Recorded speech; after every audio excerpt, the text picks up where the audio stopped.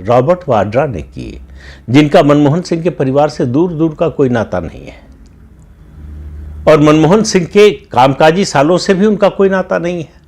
ऐसा भी नहीं कि उनके कलीग रहे हों या उनके मंत्रिमंडल के साथी रहे हों या उनके साथ संसद में रहे हों, लेकिन रॉबर्ट वाड्रा के ट्वीट से देश को, दुनिया को पता चला कि मनमोहन सिंह अब इस दुनिया में नहीं है। ये शायद कम था कि राहुल गांधी जब राष्ट्रीय शोक का समय चल रहा था, उसी समय जो है विदेश चले गए। इसको लेकर भी सवाल उठे। अब सवाल यह है कि आखिर क्यों ये जल्दबाजी, मनमोहन सिंह की विरासत हासिल करने की गांधी परिवार को जरूरत क्या पड़ी? जल्दबाजी की भी बात छोड़िए, तो उसके कारण कई हैं।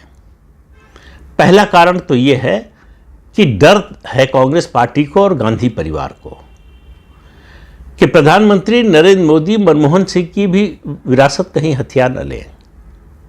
जिस तरह से उन्होंने पीवी नरसिम्हा राव, प्रणब मुखर्जी, इनको सम्मानित किया, वो कांग्रेस को अच्छा नहीं लगा। खासतौर से पीवी नरसिम्हा राव को, प्रणब मुखर्जी को भारत रत्न दिया नरेंद्र मोदी की सरकार ने। सोनिया गांधी को, गांधी परिवार को बिल्कुल अच्छा नहीं लगा। तो उनको डर ये नहीं था कि मनमोहन सिंह की विरासत हथिया लेंगे, उनको डर ये था कि इसके साथ जो आर्थिक सुधारों की विरासत मनमोहन सिंह के नाम से बताई जाती है, कांग्रेस के लोग क्लेम करते हैं, वो विरासत कहीं पीवी नरसिम्हा राव के जिम्मे न चली जाए।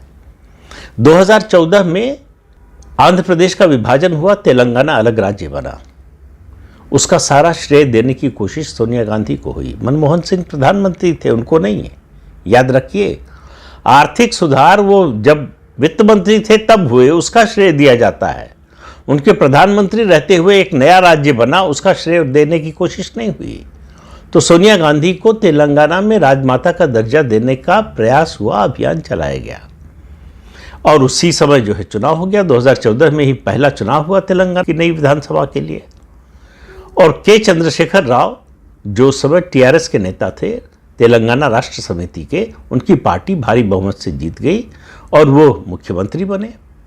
उनको अपने राज्य के लिए कोई एक ऐसा नेता, कोई ऐसा व्यक्तित्व चाहिए था जिसको वो नेशनल आइकन के रूप में पेश कर सके देश के सामने।